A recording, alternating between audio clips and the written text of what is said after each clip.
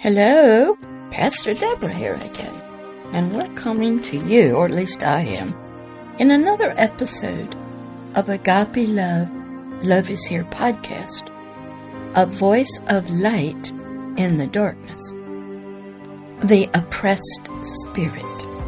This was taken and refined and tweaked by me from a Dr. Myles Munroe Leading Edge Leadership Conference, where he taught on that the human spirit not only was an ignorant spiritual king, but it was oppressed.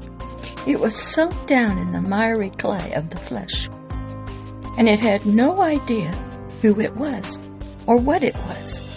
It was covered by a wax grossness of the flesh, the lust of the eyes, the lust of the flesh, and the pride of life, and nothing of the true spiritual light from the kingdom of heaven could get into or even reach the spirit.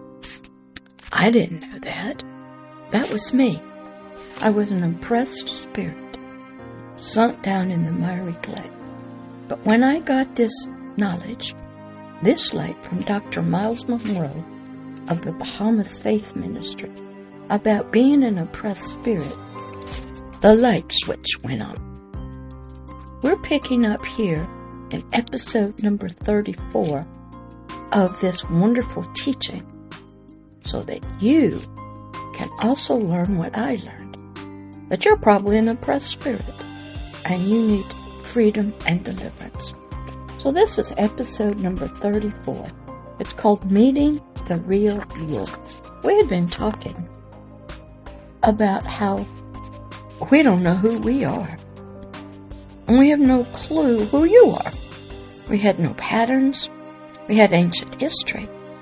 And they gave us little inklings of the truth in our soul and our relationship to this King of Heaven and the gods, and that maybe we were a god on earth ourselves.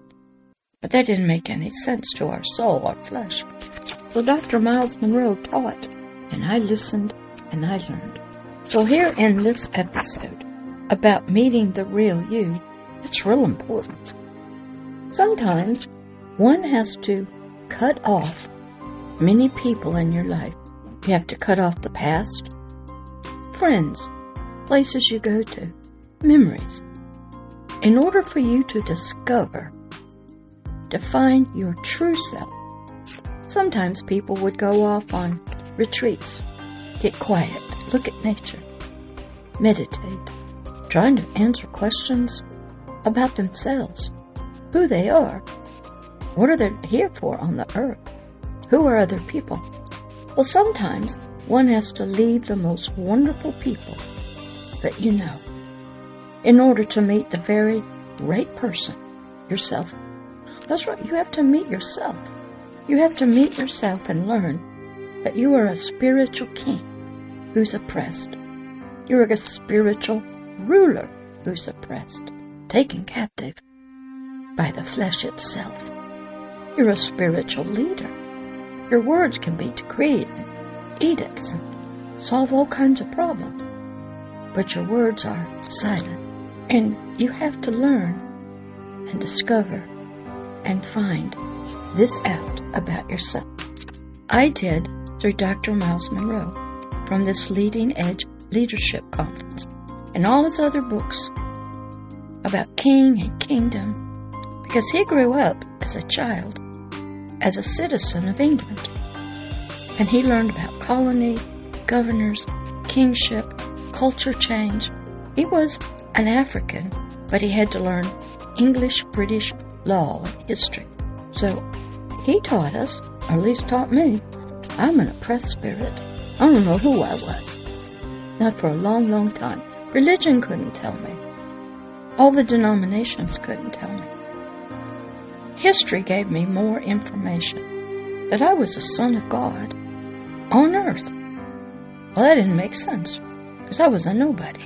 So inside every person, even if you don't believe in this, is a trapped spirit, an oppressed spirit. It's a hidden leader, a king and a ruler from another place, from a kingdom of light and truth. But there are some who have discovered that, but they're the king in the darkness. They serve Satan, the king of the darkness, ignorance, and lust of the eyes, lust of the flesh. And they're trying to bring about his kingdom, his desires, through humanity, through nature, on the planet. Because that was always God's pattern. The spirit inside of a soul, the biological mind, inside a dirt body, would lead the soul and the body into the kingdom of heaven's patterns, righteousness, truth, and justice. So, as Myles Munroe would say, the unseen kingdom of heaven could be seen in the seen world of the natural world. So it was the unseen trying to bring itself forth through the spirit, through the soul, through the biological body, through words, pictures, art, music, through words, through speaking, decreeing, through laws, so that the earth in its natural form, with all of its governments, would represent the unseen spiritual kingdom of heaven. So I learned that each of us, every human, even the baby in the womb, was trapped. It was a hidden leader. It was a hidden king. It was a hidden minister of a kingdom, but we didn't know it. You have to learn that one is more than what one does. It is what you believe yourself to be. Sometimes we believe what others say. I had to learn the truth, who I was spiritually. I had to start there. And Dr. Myles Munroe helped me. There was a young man so many years ago named Christ Jesus. Most people have heard about him in every religion all over the world. Well, he told his students, his disciples, who were mainly fishermen, very poor people, of no intelligence, had not gone to school, probably couldn't read or write, that he was going to turn them into fishers of men. Now, what was that? You might say, like if you were an architect, you were going to become a builder of nations, governments. Well, these disciples believed and thought the fish was all they could catch, work for, do in life. That was it, nothing else. But inside of them, their spirit, there was a hidden man. Man means species, not male or female. And it was a catcher of men, catcher of other people. What did that mean? You would throw out a net of words, deeds, actions, thoughts, and you would catch them, and they would believe what you're saying, and they would become unoppressed themselves. When that happens, it's sort of called in being born again, regenerated, reincarnated, having a new life, having an aha moment. And what was the purpose of that? To produce this fruit of the kingdom of heaven, not only in yourself that you're a king, but that you're a part of a kingdom. And the king was the God, the Creator, the one that we read about in the Bible and in all the other texts, the God of heaven, paradise. And through these ways of catching men, humanity, speaking, doing deeds of goodness and righteousness, loving without any expectations, you would draw men to your words, to your life, and they would come and taste of this light, step into it, this fruit of agape love. Let me tell you how that worked. I used to work with a lot of Satanists, multi-generational ones, with multiple personalities, who left their bodies all the time. I'd get a phone call from one person, but on the phone call, there would be hundreds, if not thousands, of other people listening. And through this wonderful gift called Discerning of Spirits, I was able to talk to each and every one of them. They were being drawn by this love, this light, that I was exuberating. Sometimes you just sit there, stand there.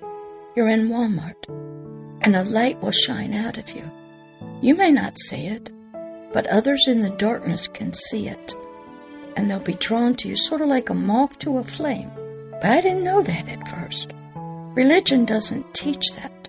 They teach you to come to a building, you're a pastor, but that's not how it works. I was able to reach out with my voice, with prayers, with many powerful deeds that they could see and they could believe. They were beginning to taste of this fruit of the kingdom of heaven and experience my authority, leadership as a spiritual king from the unseen world. I was becoming a fisher of men. I had to get free of the oppression and the oppressor in order to discover who I was truly. I was a king, a tree of spiritual righteousness that was to bear spiritual fruit, light, majestic fruit for all of humanity. Sometimes they would come to me to pick it, to hear me. Sometimes I would send it in emails. Sometimes, this was some interesting things, I knew they were these multi-generational Satanists who sat around the International Illuminati table of the 13 bloodlines of Israel. Reason there's 13, there was one daughter, and each had their seat and came from one of the sons of Israel.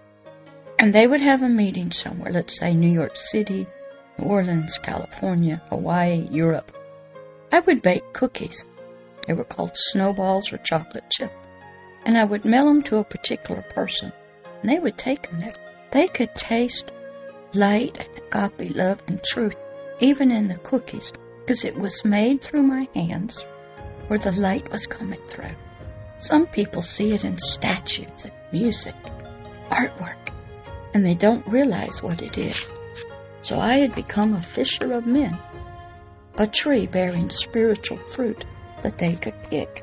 When my spirit got free and unoppressed, so did my will of my soul and the will of my spirit. Then my spirit was becoming more whole, healed, so to speak, restored, and was building and developing its potential and abilities and all of its capacity of becoming a spiritual king, a leader, a ruler, that the Most High God, King of Paradise, could use and work through. And He intends for each human, even the babies in the womb and even children. I have had 5-year-old children to lay hands on me and pray for me, and God would come through them. God can come through the love of animals. God can speak through the wind, the trees, cockroaches, squirrels, roses. I've had roses talk to me, but it was God talking through it. All of nature has a voice. I had to learn. First, I was an oppressed spirit. Then I had to learn who I really was, and that this Most High God is King of Paradise or Heaven. You might call Him by a different name. What He spiritually intended for me and you and all of humanity to become. But even though you get this revelation, this light turning on, so to speak, you might call it regeneration, restoration, being born again, you can still be oppressed in your spirit and your will, and can still be broken.